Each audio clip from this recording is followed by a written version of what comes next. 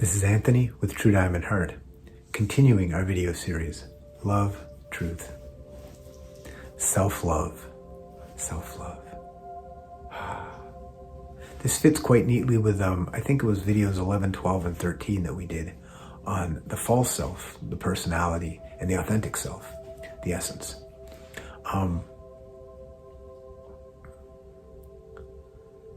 Self-love is crucial. Now, if one is below self-love, if one is in self-loathing, then there is a stage where we go through where we need to love our identified relative self. If we're in self-loathing, for example, you've been oppressed all of your life in a certain way for certain reasons, then it might be necessary, almost always necessary, to come into a sense of self, meaning I am proud to be this skin color or this gender or this nationality or whatever it is that's been suppressed and made one's self-identity to be less than, to be completely degraded and with no value. So with no value, we move into the self-love that says, I love my skin color, my nationality, my gender, my religion, whatever it is that's been oppressed. Once we reach that self-love, and the people that are watching this shouldn't have too much problem with that. If we do, then come to it. Understand, I love what it is that I am on the physical level. Once you've got to that point of, it doesn't have to be like a deep, fantastic love, but an acceptance of who I am as equally valuable with every other being carrying essence. Now, every being carries the same essence. There is no better or worse. There's only essence on this level.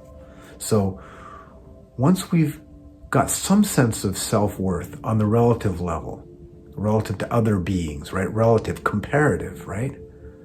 Then we move into true self-love. Now, what true self-love is, it's absolute love of myself at this moment while seeing that which I want. I want to be enlightened. I want to be with peace. I want to be with joy and beauty. And when I'm there, I love that. That's easy to love. How about the part that's still with lust and still with gluttony and still with greed and still with fear and still with anger and still with impatience? How about that? Do you love that? Love it equally, because it is the truth. Love the truth. And as you love the truth, as you see it with mindfulness being impersonally watching yourself without judgment, without explanation, without running from it or projecting it, being still, having a stillness practice. As you see the truth about yourself and you see things, ooh, that's kind of ugly, and that, gee, I don't like that. Stop with the judgment. Just see it and love it. As you love the alligator, we all have limits. We all have places. We all have, as of now, I have some alligator in me. I have some saint in me. I have some sinner in me. Forget sin. I have some mistaker in me and all this different stuff. Love it completely, impersonally, as you love everyone else impersonally. It's called acceptance. Love is the seeing of essence in everything. As soon as you see essence, you feel love. You see it in yourself, you feel love. You see it now, essence and that which is false, to see that which is false and love the truth of it being in process, this moment of its process, is the lubrication that enables the essence to be more free and be more manifest, and that which is false and what we think we don't, is really blocking our joy and our peace and our beauty to be let go of more easily.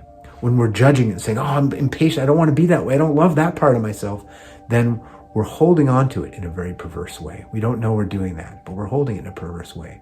The way to let it go is to love it for what it is and let the invisible world, the truth, the love that is, the essence that you are fundamentally, let that take care of it. It will, but not when there's denial or judgment. That feeds the dysfunction, that feeds the illusion, that feeds the thing that's blocking essence. Love yourself. And it's not a love of self that's, as you love yourself truly, you will love everybody to that extent. And I'm talking about your enemies. As you come to truly love yourself with all of the quote unquote faults, they're not faults, but what it is we think of as faults, because that's a judgment, right? But as we love everything more and more truly and impersonally within ourselves, accepting everything and loving everything, we start to love to that degree our enemies, who we thought were our enemies. They stop being our enemies. We just see them as lost essence. Just like we have lost essence, clouded essence. Love, we start to love everything and everybody to that extent. And that's where our freedom is. Because true self-love is true love of all.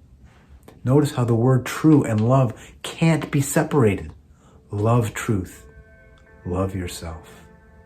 Love this very moment without judgment. Doesn't mean you're not going to try and feed the hungry children. Doesn't mean you're not working on transcending that greed or that lust or whatever it is. Letting it go with mindfulness, stillness, surrender, and self-love. I love this mistaken part of myself, not because I treasure it and I want to keep it. I love because it's the truth. And the truth will set you free. And that's what you want. Freedom. Stay with us. There's more.